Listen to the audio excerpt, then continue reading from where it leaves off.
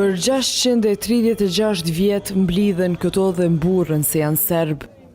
Kësaj këta burra e gra që erdhen këtë të shtunë në Gazimestan, sikur edhe paraardhësit e tyre, në për dekada e sheku i krenohen me betejën e Kosovës të vitit 1389, anise humbën në përballje me Perandorinë Osmane. Madje nga ky vend frymëzon të trazojnë gjithmonë shtetin e Kosovës, që nuk e udhëheqin më. Me mitin e ngjarjes së njohur si Vidovdani, u nxit edhe agresioni 24 shtatorit të vitit 2023 në Bajnsk. Kështu vlerësuan të shtunën hulumtuesit që morën pjesë në konferencën e Institutit për Studime të Luftës Hibride, Oktopos.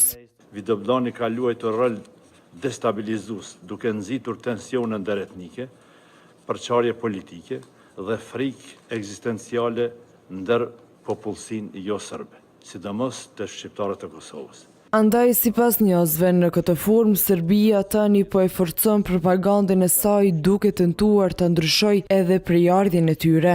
Ka tani një narrativ serbe që është duke u promovuar vazhdimisht, është që serbët kanë prejardhje ilire, kanë marrë vajza dhe djemë të cilët e bëjnë fotografi para manastireve në Kosovë me veshje ilire dhe këto i paraqesin në për simpoziume të ndryshme akademike, por edhe në për rrjetet sociale. Por përdorja shenjtorëve për qëllime nacionaliste dhe shoviniste nga Serbia janë sofistikuar gjatë udhëheqjes së Aleksandar Vučićit.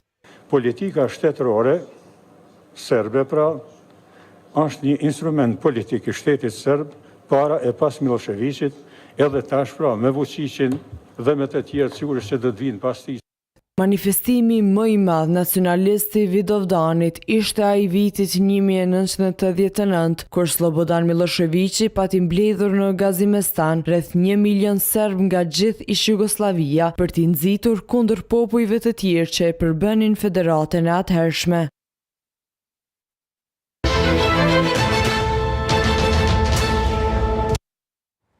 Për të folur për historinë e betejës së Kosovës, e zhvilluar me 28